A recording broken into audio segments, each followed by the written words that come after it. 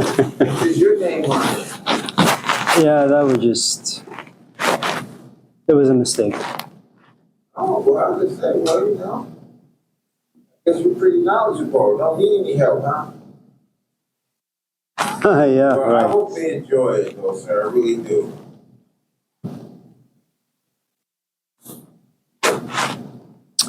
Well, is there anything you guys want to talk about today before we go home? As you know, this is our last week.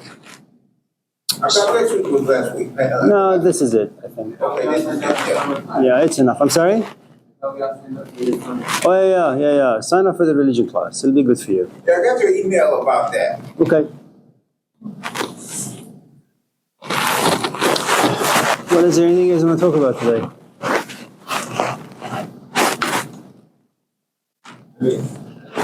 Yeah.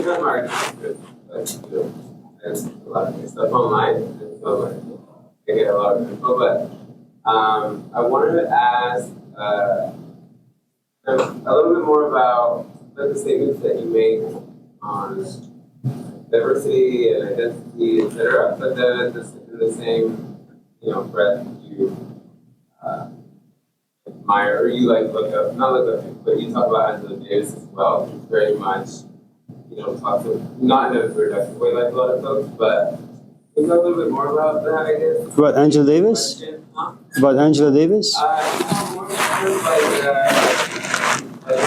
like identity. Besides, I guess, bullshit the way it's healthy, but I'm just trying to figure that out. Like, you don't really think diversity, do you? You think the way it's used to, control or something?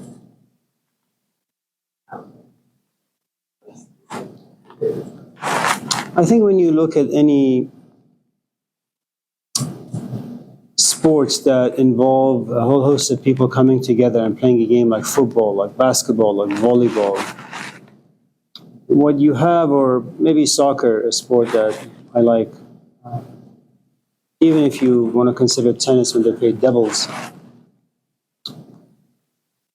But since I enjoy soccer, let's just focus on that. You can't have 15 Cristiano Ronaldos playing on the field because they're going to fight. It's going to be not so harmonious. They're very competitive. They're egocentric. Every single one of them want to be the scorer. They don't like to pass. When you consider Lionel Messi and Cristiano Ronaldo, they're very, very, very different. Messi, for the most part, is a really good team player. It doesn't mean that he doesn't have much of an ego, because he does, and it doesn't mean that he doesn't like to score, because he does. But he passes the ball to those who can score, whereas Cristiano Ronaldo, although he does the same things that perhaps Messi does, he doesn't do it very often. And so you realize that when you deal with team sports, and I suppose living in society is like being on a team sport, if you have people who know where they belong, then what you have is relative harmony. I think our disadvantage in modernity, and by modernity I basically mean 2024, 25, and perhaps 10 years prior,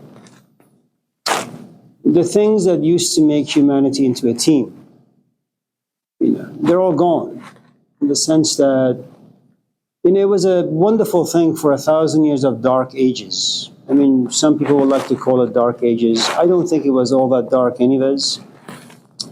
You have everyone believing that they're a Christian. You have everyone believing that they once lived in paradise, in the presence of God.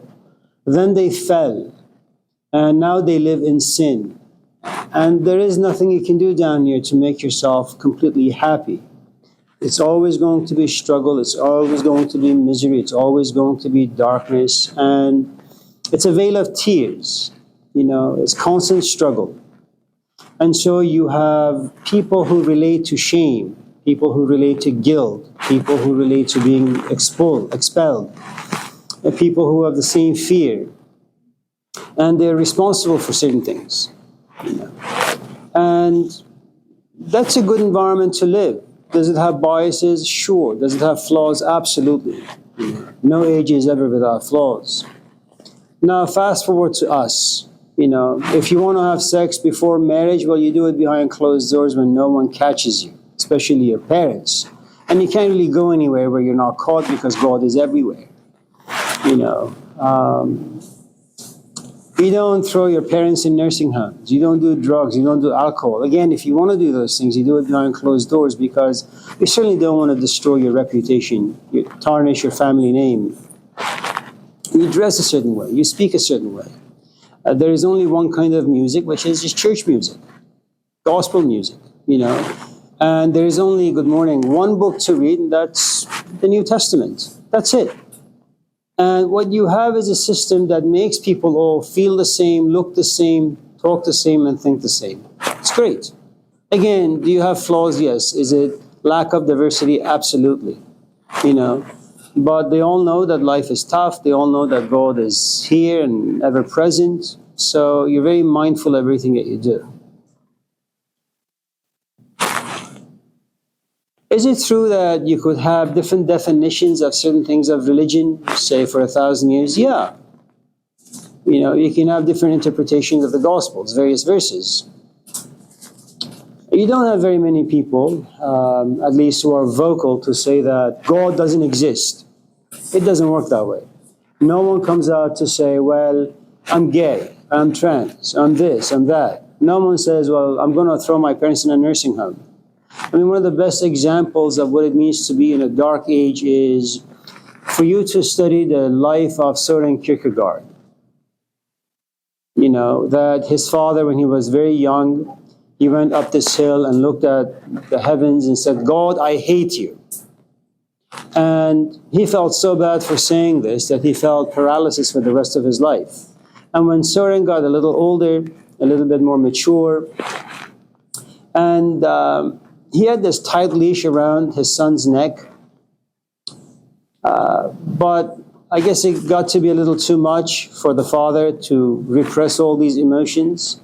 So he goes to his son one day while drinking, you know, some whiskey, and he says, you know, when I was your age, I went up this hill and I told God how much I hated him. And, you know, fear had done something to Kierkegaard, fear of his father. He had this tremendous amount of respect for his dad.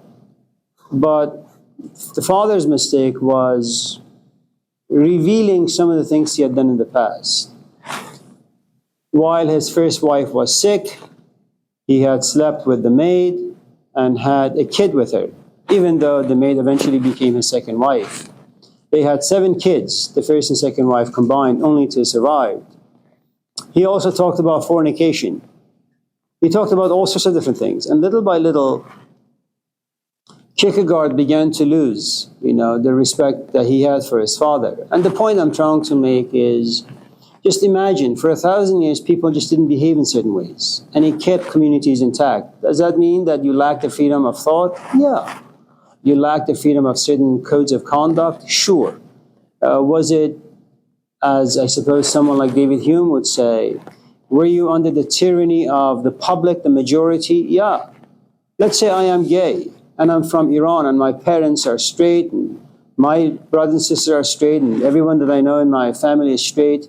I just can't come out and say I'm gay. That would be too much on my shoulders. I'd be beaten up emotionally, intellectually, by everyone around me. Am I being repressed? Am I being oppressed? Absolutely. But that's just the way things are. You know? And what that does for me, I suppose, if you've seen the movie Brokeback Mountain, is I exercise my diversity in a different way. I get married to a woman. I will have children. But once in a while, I will look at my wife and say, I have to go on a business trip. And I go somewhere for 2, 3, 4, 5 weeks.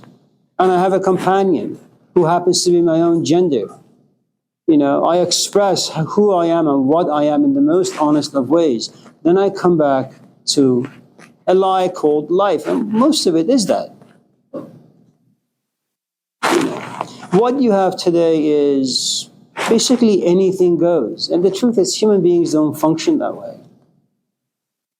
You know, it's an example that I've used many, many times in the past, maybe 20, 30 years of teaching, which is human beings are very much like dogs. You have to be trained.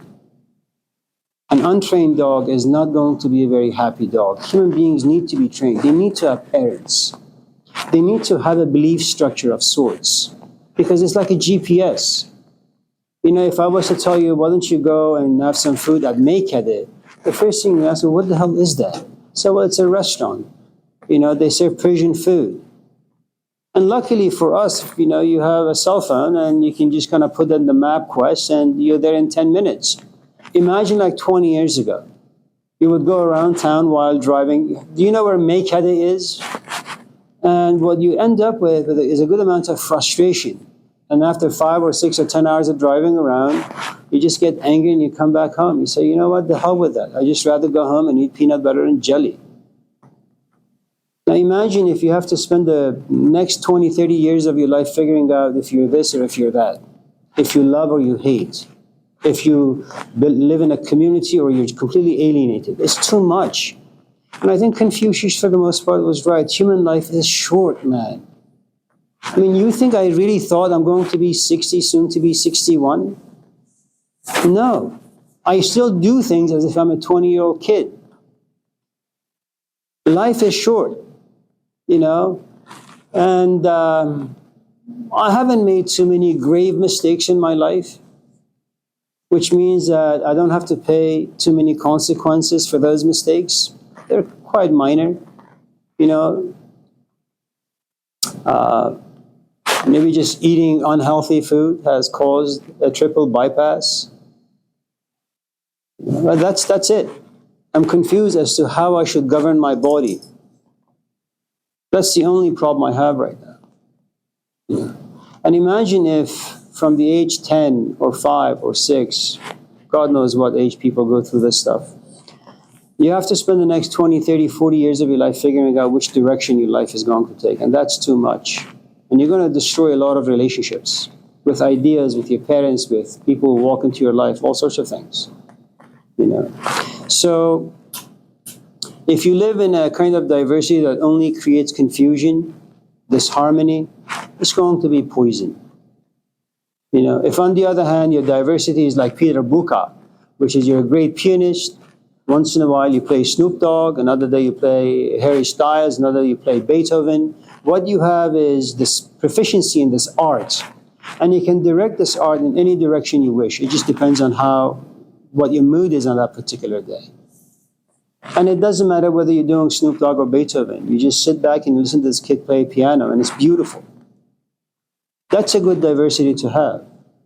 Not something that just turns your life upside down all the time.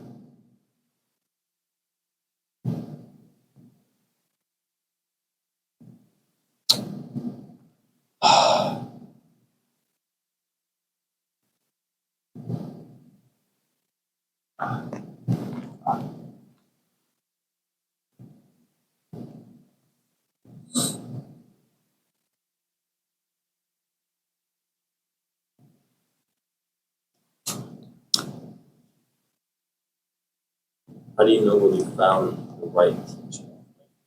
We don't really. First, I think finding anything for the most part is luck. It's like you go to a coffee shop, you look across the room and there is a young man or a young woman, and for some strange reason you just feel attracted to them. Why, how? It's a mystery. I mean, you can certainly sit down and, I suppose, unravel, try to decode the feelings and why it's there. But for the most part, I think you'll be very, very, very unsuccessful. It's like trying to figure out why Tiger Woods was the way he was when he was younger and playing golf, or why Michael Jordan was so talented, or why Muhammad Ali was the way he was. These are just mysteries, I think. They're like Jesus Christs. I think you should just leave them alone. You know,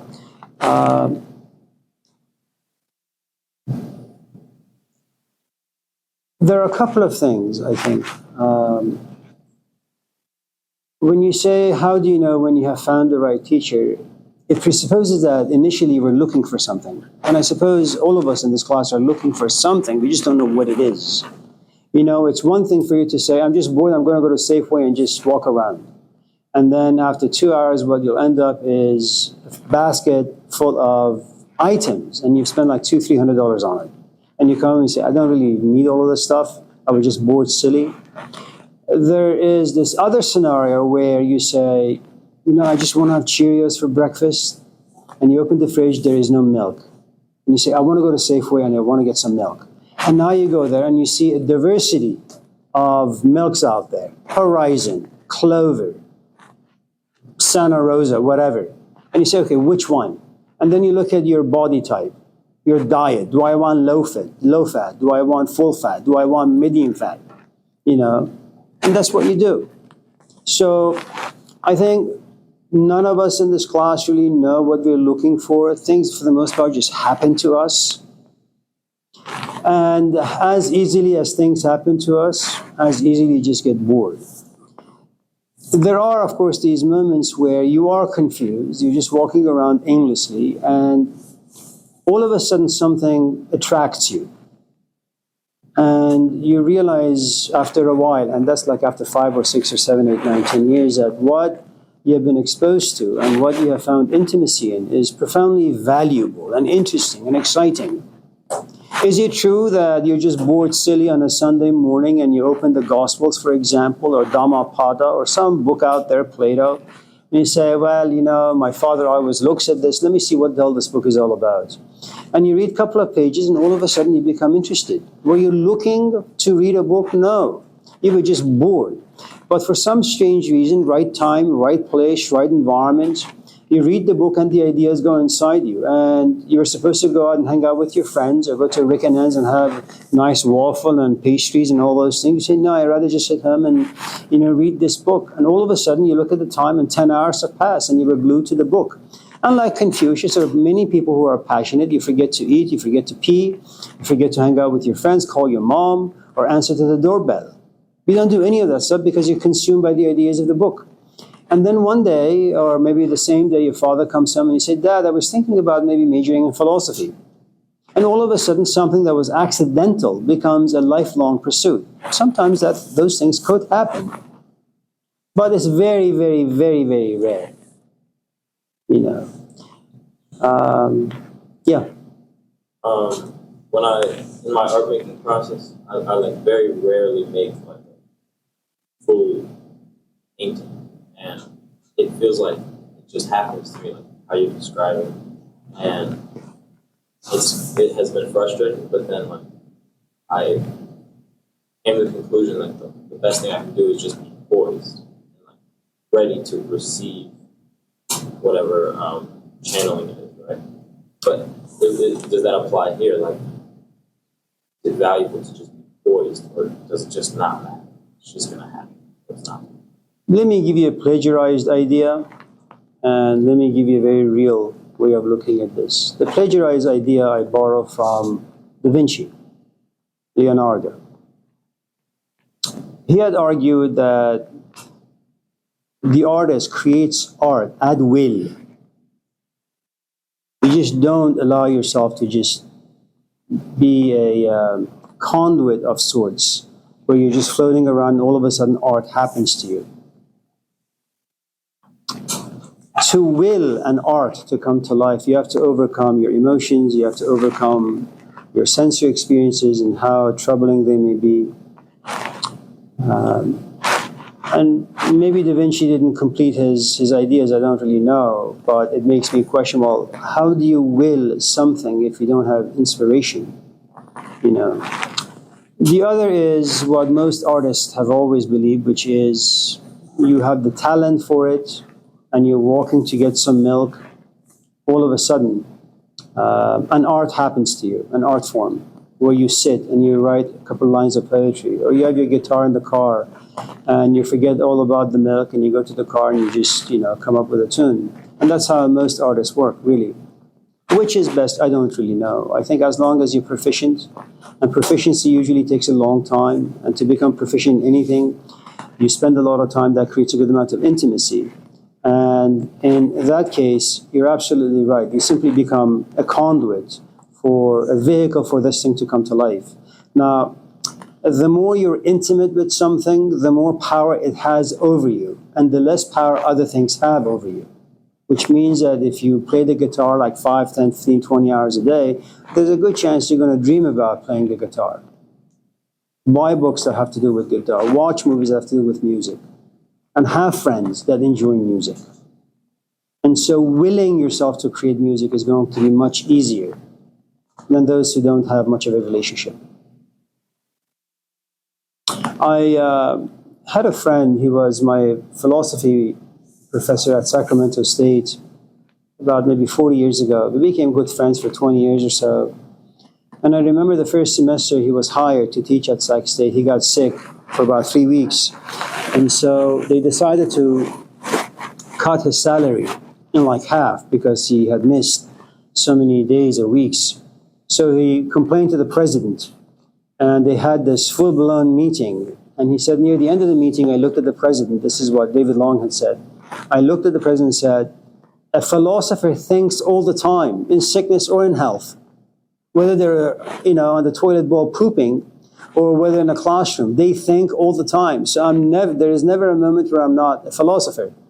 And he had mentioned this idea to the president in such a convincing way that he got his money back, all of it.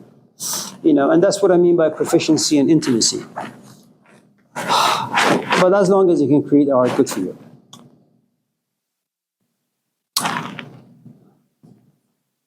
Anyone else before we?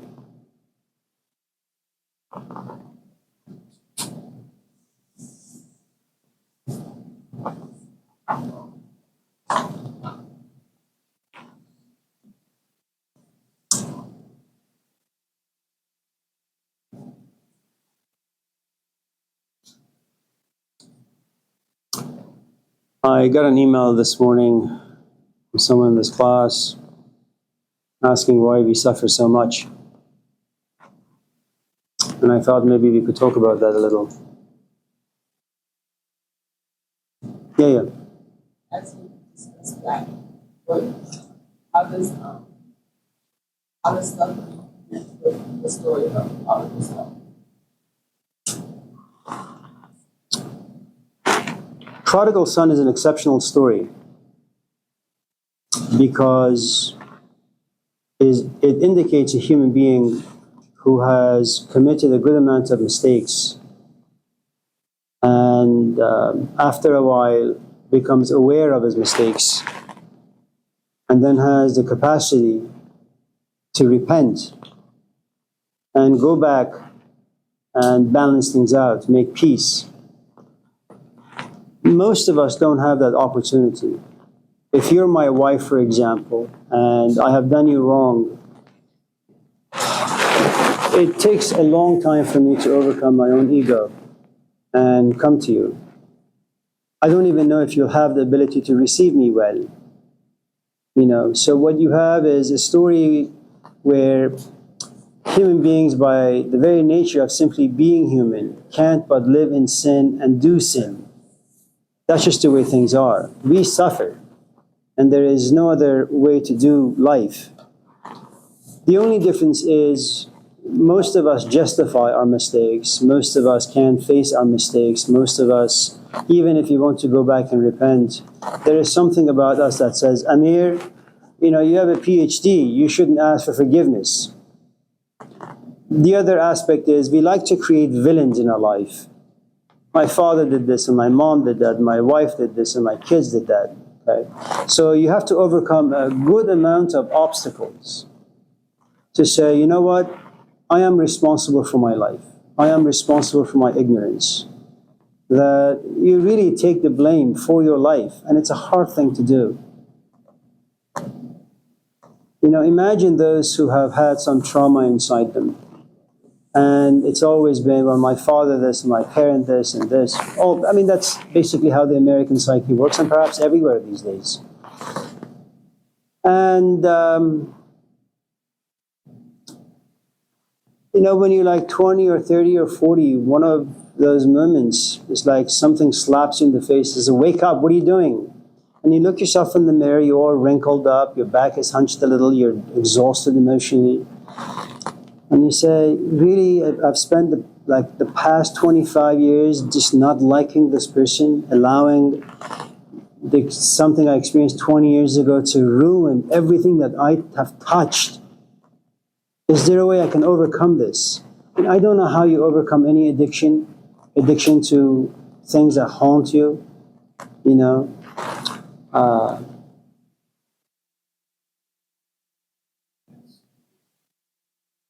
there's a good amount of forgiveness that's involved. I mean, these are just, it's really like playing the piano. It's really, really tough. And one of the problems with the story of Prodigal Son, I think it's incomplete in many, many ways.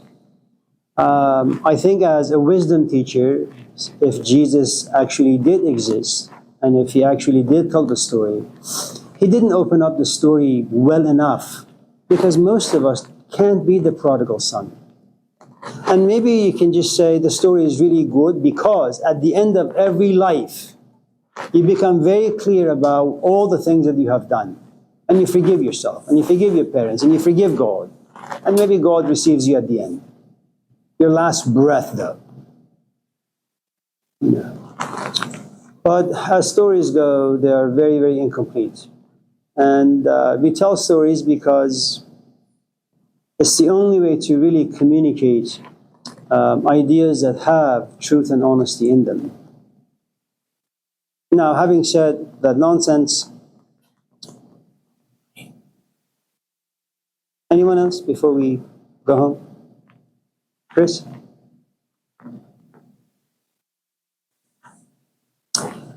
So to talk about suffering, I'm going to invoke the philosophy of one of the most ridiculous human beings who gave birth to some idiotic ideas some 3,000 years ago. His name is the Buddha. For those of you who have respect for him, hopefully by the end of our conversation, you will lose all respect for this man. I'm just joking, of course, but nevertheless, his ideas are ridiculous.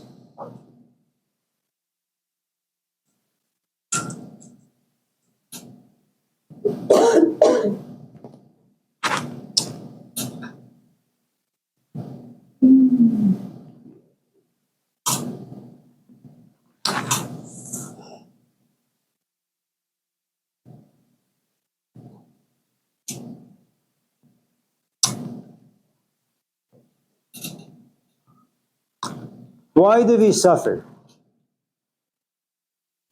Number one, we desire. Is it wrong of me to desire the moment I'm born to be held by my mom?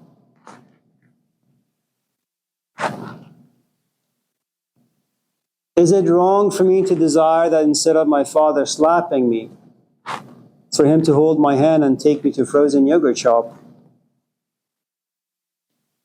If my shoes have holes in them, if I'm cold, is it wrong for me to desire to get a jacket that warms my body? If I'm suffering from being alone, is it wrong for me to desire for companionship? If I live in a society or a culture, and that goes back thousands of years, where other people have things that I don't, is it wrong of me to desire what they have that brings about comfort?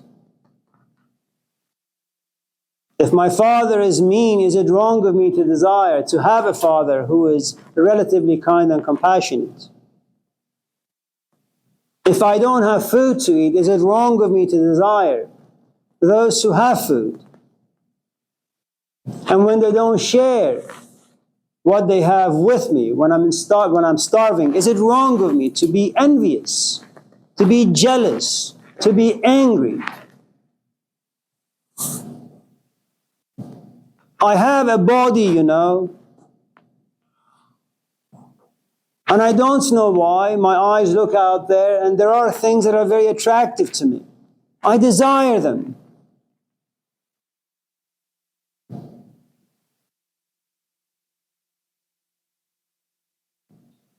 Is it wrong for me to desire to graduate from Laney,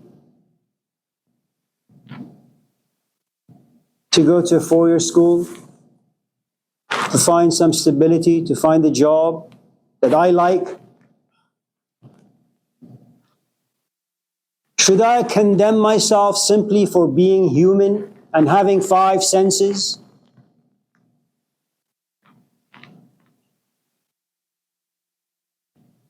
What else can I be if not human only?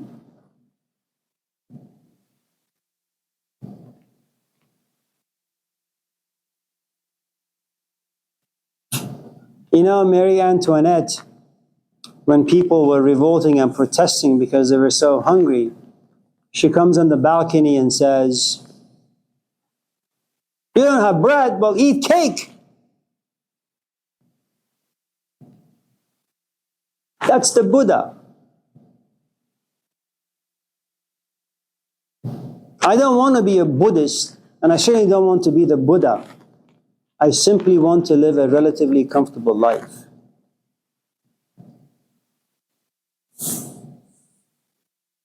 Is it true I should be mindful of the things I desire? Absolutely. I should desire to go to school as opposed to sitting by the estuary and smoking. Going to school is a good desire to have. But to condemn all desires,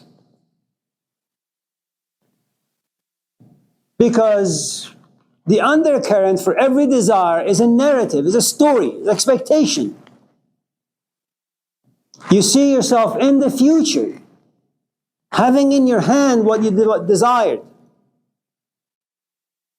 Okay, so I'll be disappointed once I have what I desired. That's okay, I don't mind that. But to condemn me for desiring, and then to rub it in my face that I told you so, that you will be bored, that's just mean.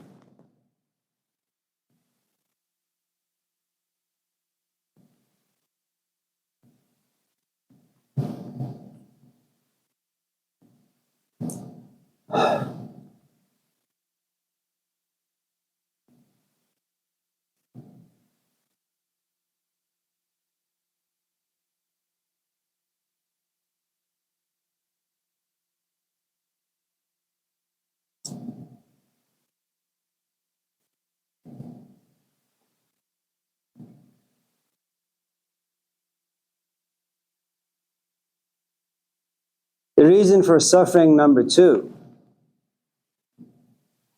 I have a body.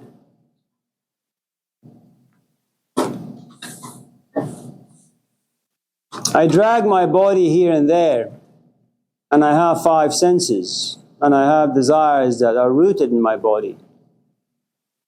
I create history. My body is like a canvas, blank. You write things on it. Memories of your father, things you expect, things you want, and you create memories. Memories create history. History creates identity. If you call me camel jockey, I will beat the hell out of you. Why? It's my identity. I desire respect.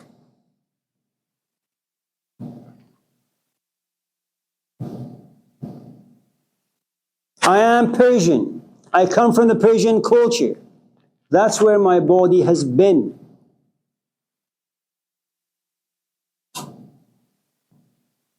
My culture makes me think, have emotions about certain things. But now I'm condemned to have a physical body as well.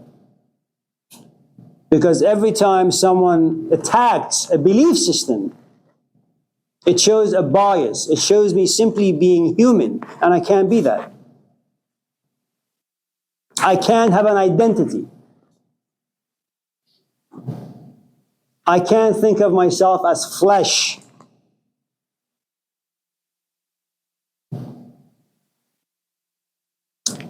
This past weekend I was working in the yard and trying to grind something, and a piece of metal went into my eye, my left eye. A good Buddhist, that I'm not and never will be, have no desire to be, would say, don't feel the pain. It's only your body, and you're not your body. And when I came off the elevator this morning, one of my colleagues was coming in, and she looked at me, but she looked at my left eye. She says, oh, I don't want to get close to this guy. That's an indirect judgment that hurts me. I've known her for about 25 years on this campus. She treats me like I'm the plague.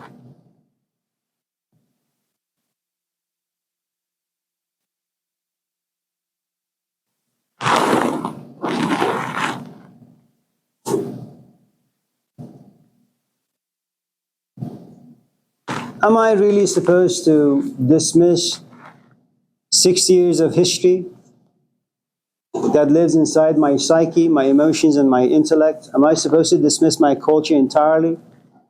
Am I supposed to dismiss 60 years of experiences because the Buddha said so? Am I supposed to walk around with zero identity?